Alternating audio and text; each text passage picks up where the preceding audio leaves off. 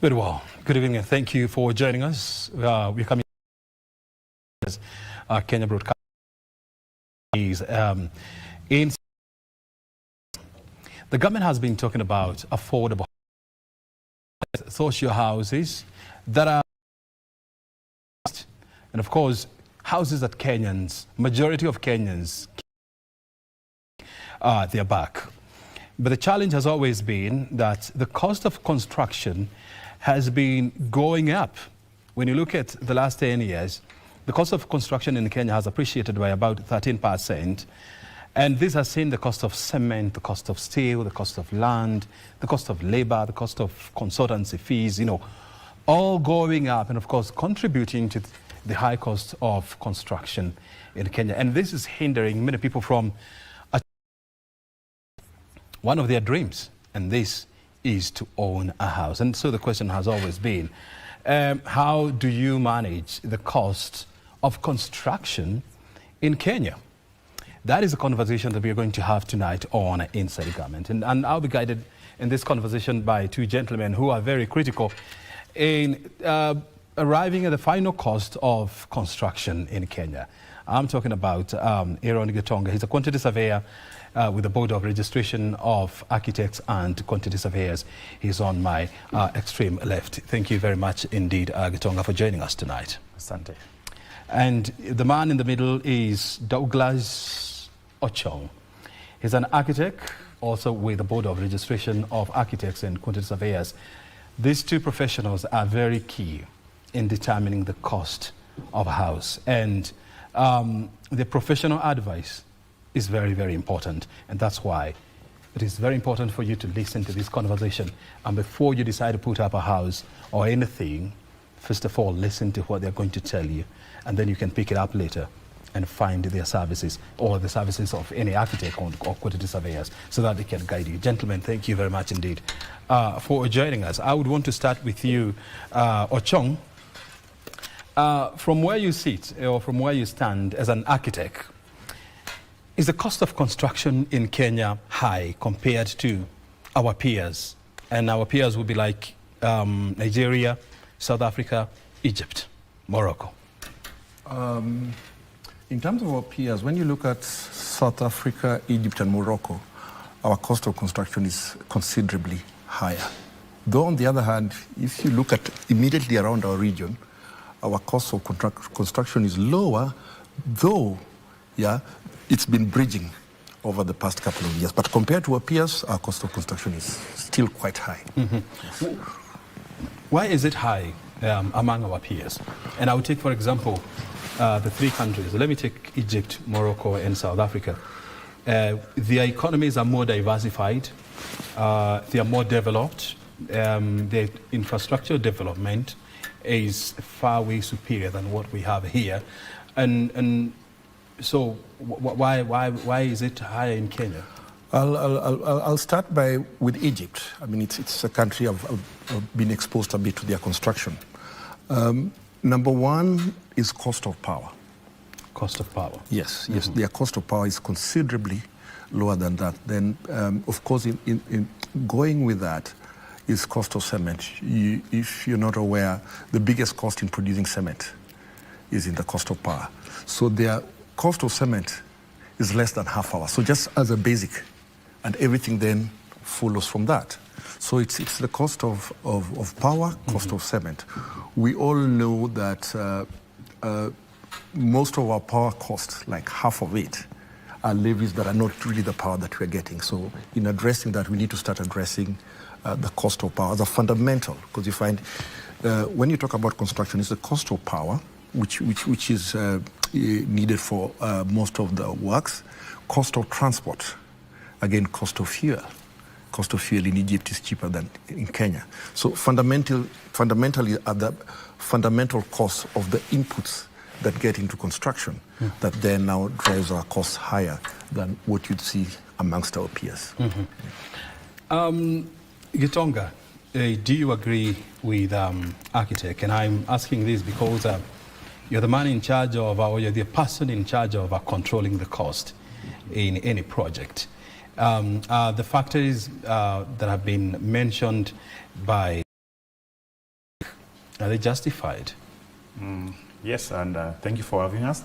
Let me comment on that. What Architect Ochong is saying is actually factual in terms of the main driver of cost of construction being the cost of energy. Actually, it would have been worse if labor was as pricey as other countries in this world. One of the benefits we have is low labor costs, and that has made at least construction a bit affordable. And that also speaks to other factors of production that are fairly cheap in Kenya. For example, if you go to quarry stones, and there are many companies that have tried to get alternative construction methods to substitute stone unsuccessfully. Why? Because one, again, back to the labor, it's cheap, it's available, and then our quarries also are not rehabilitated after, which is unfortunate. So people go quarry stone, go build, and where they've quarried from, no one takes care of it.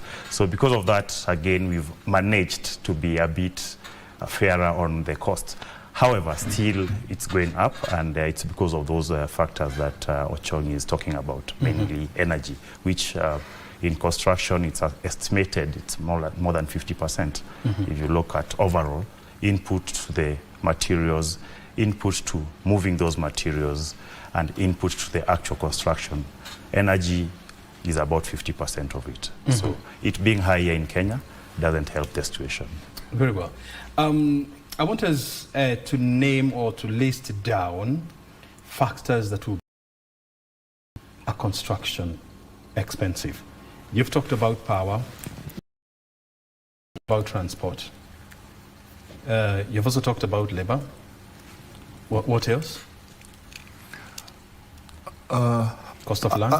There's cost of land, and then availability of infrastructure that goes along with planning. It's a very big area of focus. That goes and the cost of material as well. Cost of materials, which again goes back to... What about taxation? Big part. Taxation. Big part. Also another there's also cost of approvals, which at times it's punitive. We look at, if you want to put up a simple house, before you get there, the authorities you have to pay, county governments, NEMA, and others. If you look at all that, I mean, for residentials and such, I don't think it's necessary, because it puts you, set you back as you try to start off. I want us to go through each one of these. Can we also put on this? A very big part. Professional costs. There's a design cost in terms of the professional cost, but I think perhaps the way I'd like to look at this is the appropriateness of the design. No? There's the design cost of what you're paying the designer, but the importance of a proper design in terms of being able to achieve what you want. So I think that we need to address that. Because there are designs that are costlier than the others. Definitely. That's one. Like gable roofing system? I won't say gable or not is more costlier. It's about what do you need as roof cover. What performance are you requiring for this house? Of course, there are also other factors that come in. A house is not just a place where you stay. It's a place, your place of abode. It's also emotional. So as we're talking about this, we need to also balance those and get the right balance on it. Very well. So I want us to go through one and one. Yeah. And you're going to help us understand what component of cost do they contribute, and how can we bring this down, both as a contractor and as the government. So we'll start with power. Power constitutes what percentage in a construction site? Let's, for example, say you want to put up a house in where? Well, help me. Where can you put up a house? Kitengela. Say Kitengela. Let's use Kitengela for today as a quarter of an acre in Kitengela will cost how much? A quota would be about between 5 and 10 million, depending on where exactly. So let's say 8 million. Yes. All right. So you have land in Kitengela. You've bought the space, let's say 8M. So you have the land. You have 8M for land. So now power. Power will constitute what percentage? Now power will come as power that you use on the site, which is not as big.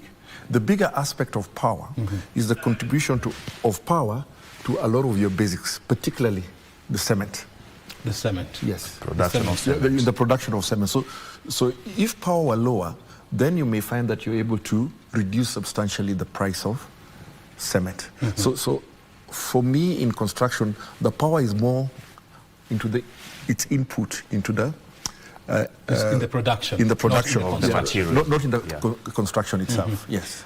So what can we do about power, and who should do what? Okay. Kenya has a big potential to produce its own, which is maybe, I don't know, I don't have the facts, but my estimation, we haven't done 20% of what we can do. Yeah. Actually, if I can give you some very interesting statistics,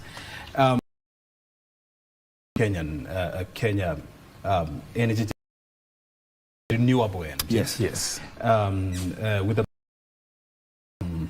geothermal, we have wind, Yes. we have solar, we have hydro, we have, did I mention wind? Yes. Yes. Then I think those are the those are the five main ones. Energy sources of power. Yes. With geothermal being geothermal also. biggest. Yes. The capacity of Kenya from geothermal is around 10,000 megawatts. Okay, we are doing less than 2,000. Yes. So we still have about 8,000 megawatts from geothermal. I saw yesterday the cabinet approved the construction of All-Carrier 7 or 6, which will produce about 80 megawatts. But this will go towards supplying power to the park. So if we were to go geothermal, if we were to go in Kenya, especially in the northern part of Kenya, there's also a lot of wind, and especially in Nyandarua County and Kilifi. So we haven't tapped into that as well.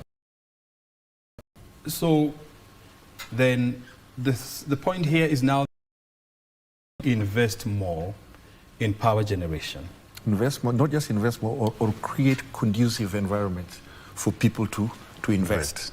I think Aaron and I, we know of a company, or actually quite a couple of companies, are now setting up solar farms because they are realizing substantial reduction in their power costs when they set up solar farms. So solar is also another area that I don't think the government has been as forceful in terms of promoting, that I think offers opportunity. And you see, the good thing about solar, it can be done in smaller scale and bigger scale. So it's one of the areas that if there was encouragement, it's one of the areas that can really help us in terms of reducing our costs due to power. So the government needs to become more aggressive in exploring more energy sources. That's right. And by tapping solar. We've been talking about constructing a nuclear power plant since 2008. Yes. Okay, we haven't even settled on where. So we still have a long way to go, and this is where the government now comes in by cutting down on the turnaround time. A 1,000 megawatt nuclear power, can do so much for Kenya. It can bring down the cost of power by more than 30%, and that will definitely help in bringing down considerably the cost of construction in Kenya. So power, we know what we need to do, invest more. Maybe something else. Also, there is an issue I've been hearing about power purchase agreements that are not very fair. Oh, yes. Yeah. Generally, there are many standby diesel power generation plants which are paid if they produce power or not. Maybe there's a time when they were needed. We don't need them now, but it's a cost that everybody pays for. idle capacity. Yeah. So those power purchase agreements that are gotten into need to be relooked at in light of lowering the costs. And we have seen from government to the National Assembly, all of them talking about reviewing these PPAs. Yeah. But we've never had more on what happens, whether they were reviewed, they were cancelled, or what happened. But I do agree with you that is something that the government needs to look into so that we see how we can bring down I'll add cost something of power. onto that, because I was involved in a project where we had a private institution was installing a solar plant to manage one of the institutions. And in terms of solar power, the biggest cost normally is storage. So this institution was seeking to, can there be net metering so that when they have excess power, they put it onto the grid, then it can be used, and then when they need it, they can get it back, which is something that has been implemented in a lot of countries in Europe, where it's the same price back. But here you find that when you're putting it in, I don't recall the exact figures, but it was more than triple what you'd used to buy it back. So there are simple things like that that they can bridge that gap, so that more people then are encouraged to put power into the grid, and then in the process we reduce our costs. And the other thing that we need to note here is system losses. Yes. Yeah.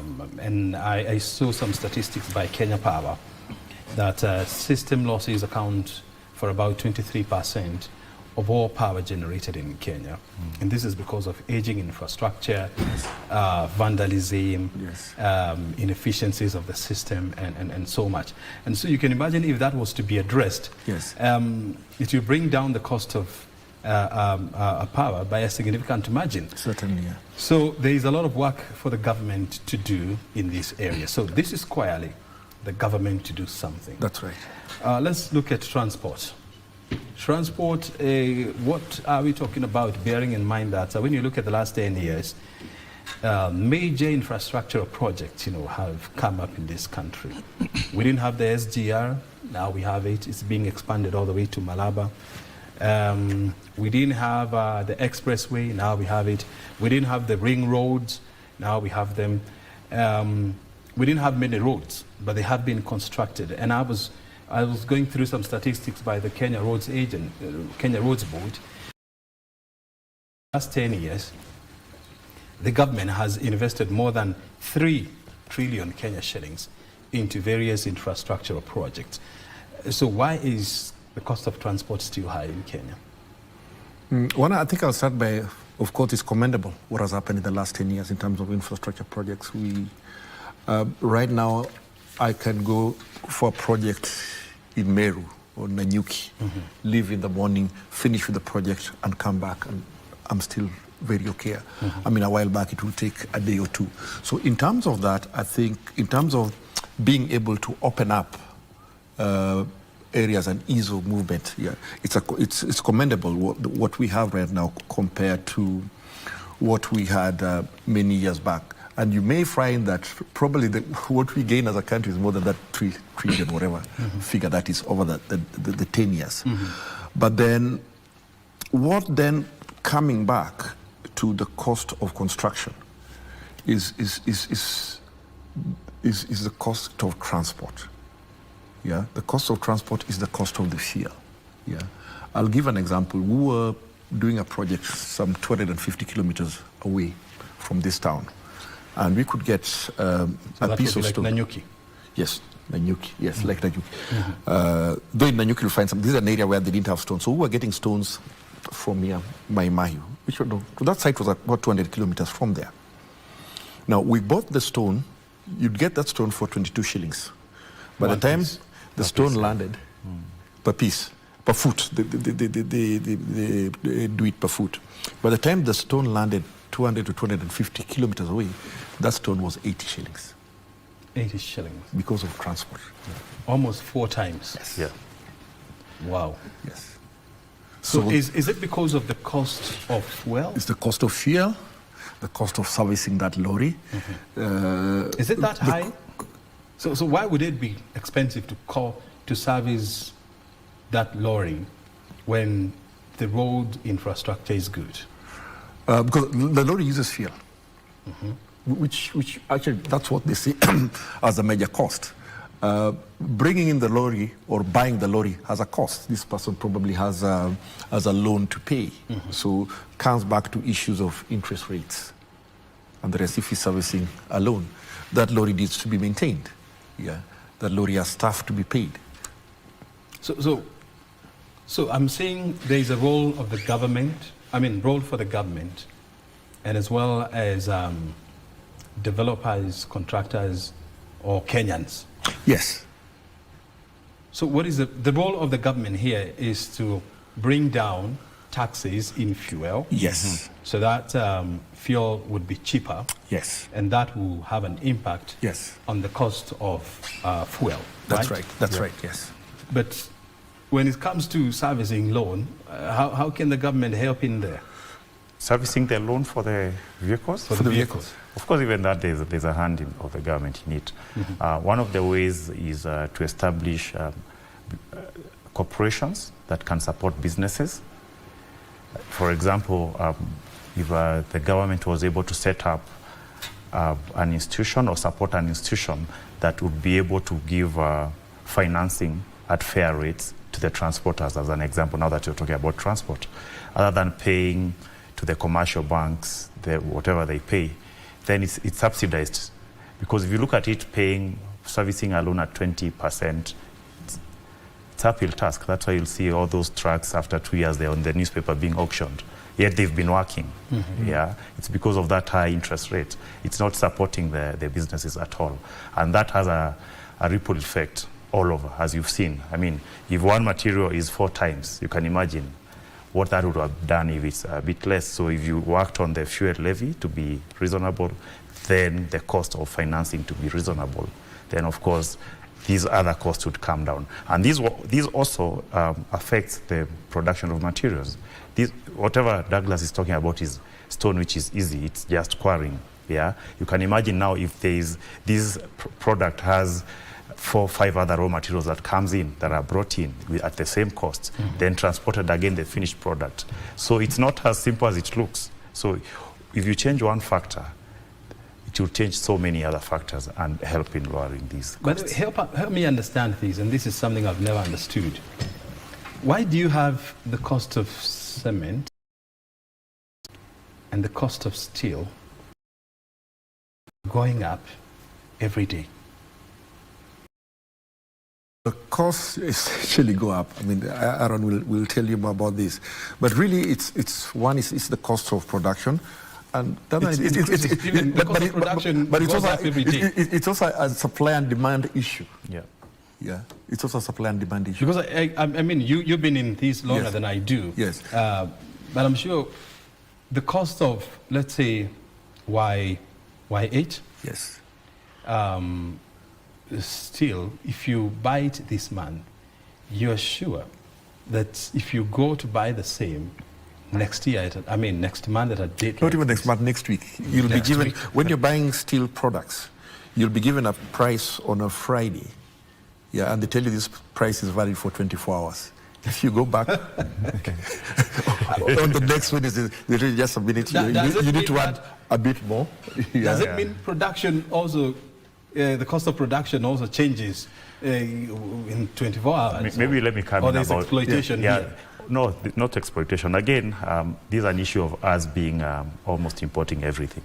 So even steel we are importing.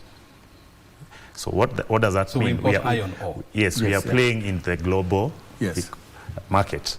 We don't have our own, so we can't control. So wherever there's a shift, and if you look at the world market, all these things are tracked. So whenever these producers sees there's a trend going up, even if they have stock, they know to restock will be more expensive. Yes. So they will push up so that they're able to restock. So some of these factors is because we are not producing our own. Same for cement? Unfortunately, there was something in Kitui that was to come up to produce, to help in steel production. Iron ore plant. Iron ore plant. There was coal that would have helped in Mui Basin. In clinker. Same, we import clinker. which is cement. Yes. Again, we import a lot of it from Egypt. Yes, exactly. Which again we are playing in the global market. Yes. If it was our own domestic, then it would have been more control. So this, and it's not their fault. The manufacturers, they don't want to close the shop tomorrow, so they have in to business. and they have to shield themselves against these fluctuations. So that's why that happens. So to address that, fundamentally, we should have control of our factors of production. and this is by, number one, digging up the clinker that we have. Yes. And we have plenty of it. Creating an environment in where West it's easy Pokot. to do it, yes. West Pokot. In Mwingi, there is a lot of Yes, it. yes. There is a lot of coal in Mui Basin. By the way, coal can bring drastically the cost of production in this. I know we've been talking about environment and all these issues, but it's a conversation that we need to have. I mean, when you look at the West, they industrialized using coal. Exactly. Yes, they did. But they are selling to us the narrative of environmentally sustainable energy. Dig up what we have. But that's a conversation we... So what about labor? Labor is not expensive in Kenya. Labor by and large is still quite reasonable here, and that's Aaron had explained earlier. That's one of the things that's mitigating our costs. Our labor is... So we don't have a challenge with labor, It's still fair. The cost of land. Okay, maybe if I can chip in a bit about labor. And we have good quality labor thanks to our polytechnics and all these institutions that we've been having for a long time. Our education is very good, although there are questions around it currently, but historically we've been doing very well in terms of tertiary training and such. So because of that, we have a good pool of labor, and then unskilled labor is almost like unlimited in Kenya because of the high rates of unemployment. Everybody when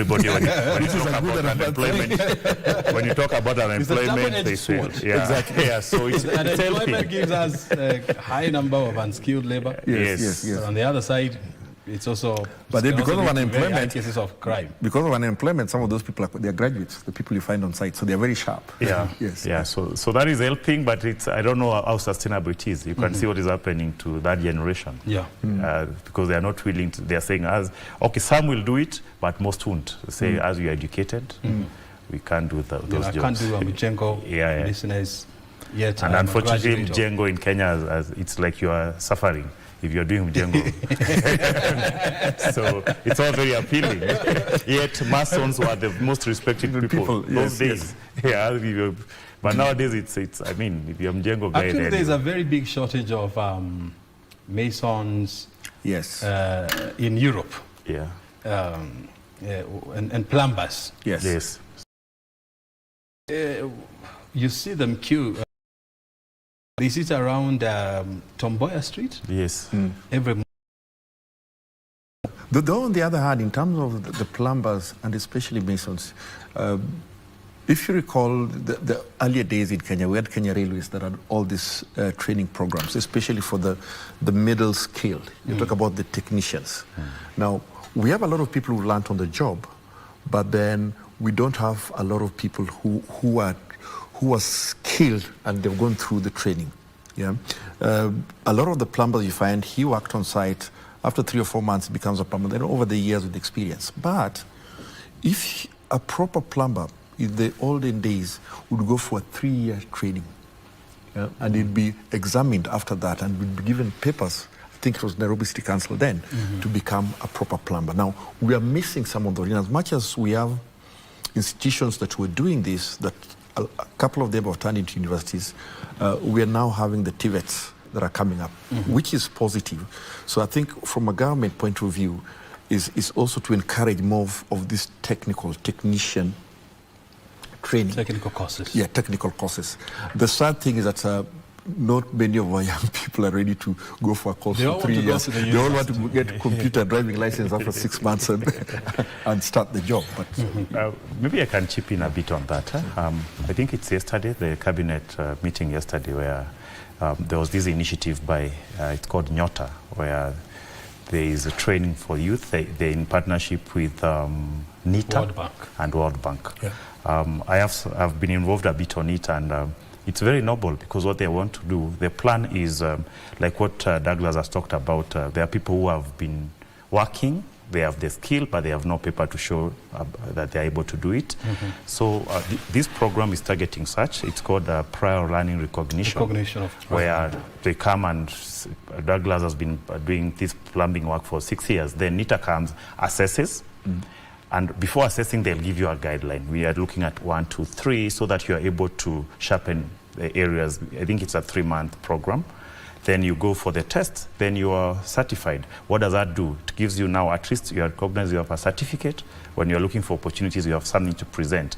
And again, that if you fail, they'll help you to be able to improve. Wow. So then also there is a training under master craftsman, again in the construction sector and maybe other sectors. Let me talk about what I know, where the master craftsman is this person who knows what to do, it is certified. Then other unskilled people work under them. It's like an apprenticeship, which is how it used to work in the long days. So this one also will help at a lower cost because these person, as they work as mtu wa mkono, they are unskilled labor, they are learning, yet they are earning. Unlike going to a polytechnic where you have to go pay school fees and all that. So that is a good initiative by the government. It's also good to say where the government is doing something positive. That is to give credit where it is. Yes. Let's look at cost of land in the interest of time. Yes. Land, of course, in Kenya is a major component in construction. I don't know how true this is, but I read somewhere that an acre of land in some parts of Nairobi is more expensive than the same in London. And they were giving an example of Ruaka, for example, where an acre of land would cost you almost $1 billion shillings. Okay? And they were saying the same in most part of New York would not cost you, I mean, even half of that amount of money. And so, what do we need to do about land? And why is it land is very expensive in Kenya? I think the the reason land is expensive, and expensive is in certain quarters, because expensive has got to do with what are you able to achieve in terms of business with that piece of land. Unfortunately enough for us, the areas where the infrastructure is developed enough so that there's this ease of transport, there's access to schools, there's access to facilities, are very few areas. So then what then happens is that the land around those areas become very expensive. You'll find that the land in Isili, in as much as it's a lower area, is more expensive than the land in Karen, but it's about what you can do with the land in Isili and then the infrastructure that is there that will support this. So for me, one of the ways is, number one, it's master planning and providing infrastructure across many areas. So then there's no focus on just one area that then now makes that land that much more expensive. Yes. Yes. In addition to that, majorly it's that, but also our land policy, I think, needs to be looked at. Land policy. When you look at it, why are people going to, why is Ruaka expensive, or Kiambu generally, and not Machakos at the river, that other direction? Yet proximity, it's easy actually to move from Machakos, from at the river area, Green Park, vis-a-vis Kiambu, because the expressway and all these other things. It's what... and there's also train. Yes. Yes. So infrastructure is one of the things, but that can also be driven by the land policy issue. Yeah.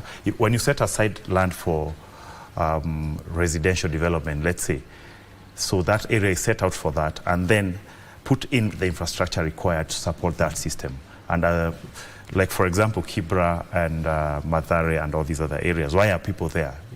Yet it's very expensive, actually. You wouldn't imagine the cost of land in those areas is very expensive, or around that.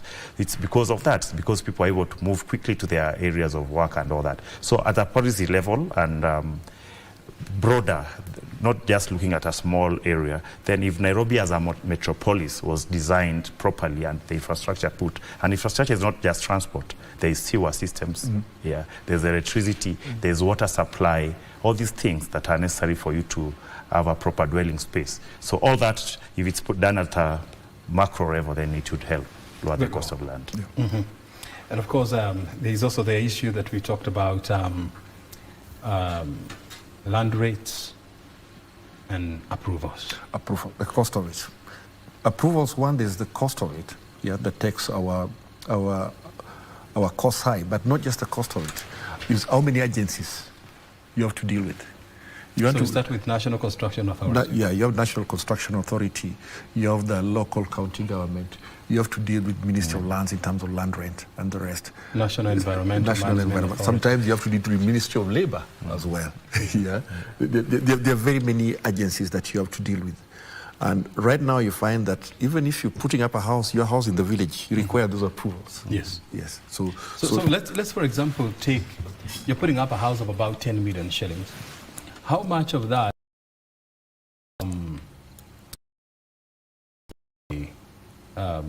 approvals?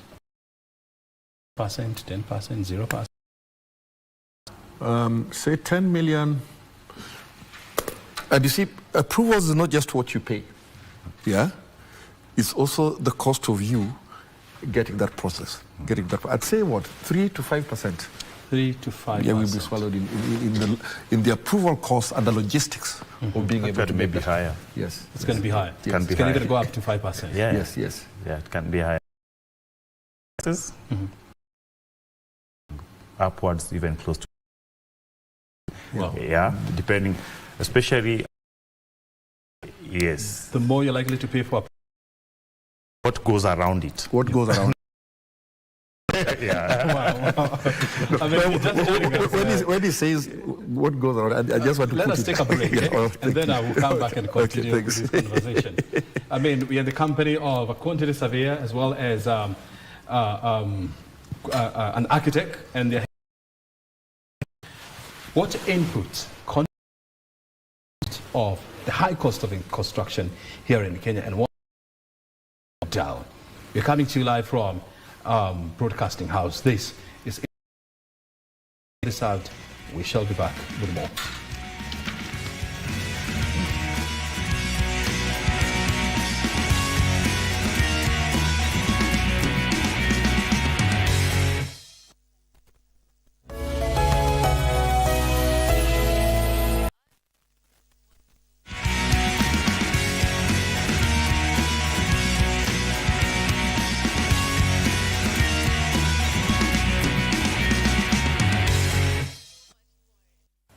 Very good. You're watching Inside Government live from Broadcasting House, and our conversation tonight is managing construction cost, which is a major hindrance to home ownership here in Kenya. We're in the company of a quantity surveyor in the name of Aaron Gitonga and Douglas, architect.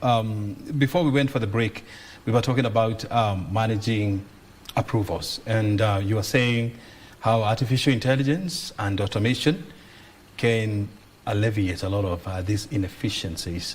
How would that work? Indeed, just before we went for the break, we were talking about the cost is not just the cost of the approval fees that you pay. It's the cost that goes into you getting that approval. It starts right from the parking fees and the many gatekeepers that you have. You have to deal with. You have to oil some hands. Gatekeepers, yes. You call them gatekeepers, eh? Yeah, because unless you pay them, you cannot move. you can't move to the next stage, and it's a reality of business. So then, when you automate this process, then a lot of this gatekeeping is done away with. I mean, if I was doing a project in Kiambu, instead of traveling to Kiambu to go and get this thing manually approved, I post it online. I've also saved on the field for going there. So the saving is big. Yeah, it's a system that I think has been tried here in Nairobi. I think Kiambu have also tried. To me, with success, but I think it has not been received well by the people who were supposed to handle it. Yes. Very well. Let's move on. We also talked about taxation. How is taxation and construction related? Maybe if I may start off.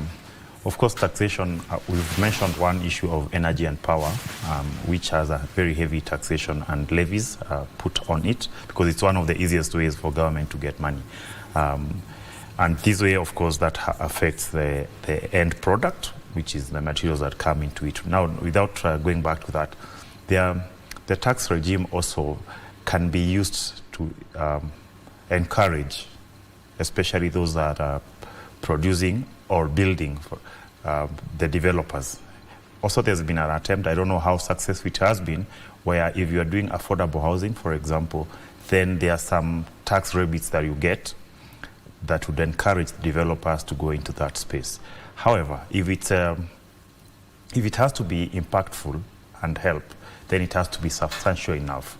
So that's one of the areas that when you're looking at government helping, it can be more deliberate on that, where the tax incentives for developers are huge enough for them to encourage, and also huge enough for these developers to be able to give affordable spaces to the end users. Very well.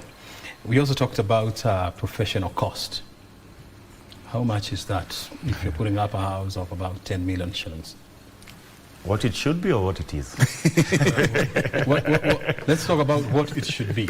Okay. Roughly it should be about 12% for the entire team. Of course, the team is an architect, I'm a QS, but also you need engineers. You need a structural engineer, you need mechanical and electrical engineers, you probably need a landscape architect in the process, yes. So 12%, that's about 1.2%. That's about 1.2 M.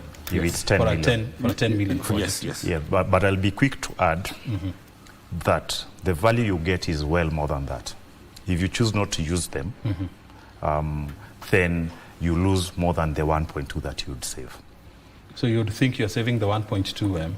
But you would end up losing it. Yeah, you may think that you're saving it, but you end up losing it.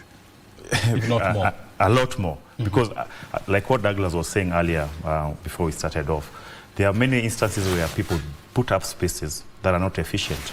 Yeah, because they saw it, they went to talk to a fundi who tells them, yeah, we've done it for Brian somewhere else. They do it, but they don't know your needs were different. I mean, a design, a building should be customized to what you need to do with it and what are your needs. That's one example.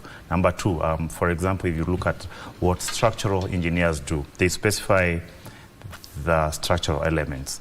So if you don't engage them, you may end up having an over-design. And it happens a lot in Kenya because of copy and paste without having to look at the parameters. So you might find yet construction cost is higher, much higher than the fees. So you spend double what you should have spent to achieve the same result. Yeah. You also talked about design? Yes, and I'll come into that. I think Aaron has alluded to it. If you want to put up a house as Brian, what do you want to achieve? What level of performance do you as Brian require? So when you want to do that, you look at the ages of your children, maybe ages of your parents, yeah? But what do you require? Because enough times people spend on things that they don't need. A perfect example is where I come from. I'm not supposed to share the same roof with, say, my mother-in-law. Yeah. Now, when I'm putting up a house, I may decide to put another house with a separate roof. Separately for them. Yeah, for my mother-in-law. But then I need to ask myself, how many times do I expect my mother-in-law to come in a year? Or for the rest of our lifetime? Maybe it's less than 10 times. When you look at the cost of that, maybe I will be able to put her up at Kempinski whenever she came here. So the issues of that requires that professional expertise to be able to advise you so that you're making the right decisions, so that you're building what you need, not what you're imagining. I'm also seeing a lot of people, when they're putting up their houses, they're also putting up, let me call it a structure for their vehicles. Is it advisable? Exactly. When you look at, go to a lot of buildings where houses where they put up those, the garages. Very few of them are used. But you see, again, this is coming from, a lot of this comes from the West, when there are seasons when the car needs to be in a garage. But in Kenya, we really don't, we don't need it. I mean, and to a lot of people who middle-class person, you know your car, you maybe talk about the sun, but no, when the sun is up, your car is with you in the office, you come back in the evening, so why are you putting up that structure? And on the other hand... Maybe the garage that you saw in a Western movie or soap opera is because they deal with the snow. Yeah. Exactly. You know, in most cases. Exactly. In the morning, you don't find your car covered in snow, so you park it inside the house. Park it inside. Yeah. And So then which you want to do don't the need same here. for yourself. Exactly, yeah. And in a million years, we don't expect to have snow in Nairobi. Yeah. Wow. Let us talk as we wind up the appropriateness of the design. What is that? And that's what I was talking about. Appropriateness of the design means you're designing for what you need. So it's about... Not what you saw. Not what you saw or not what you're imagining. Yeah. So you need to define, I as Brian, this house, I'm going to live here maybe for so many years. My children are, this is the profile of the children, this is the profile of the people who I expect to use this house. Then based on that, then the designer then helps you come up with what is appropriate. So then you're not putting up something beyond what you need or less than what you need that you'll end up finishing. Then you say, no, maybe if I get more money, I build another house. Wow. So then it's important to be able to define, how are you able to define these things? You have to engage the right expertise, because you're building once and you're building your dream for the rest of your life. There are people who do this every day. They can help you from the experiences of other people. It is their bread and butter. It's their bread and butter. They can help you to be able to do the right thing. Well, time is up.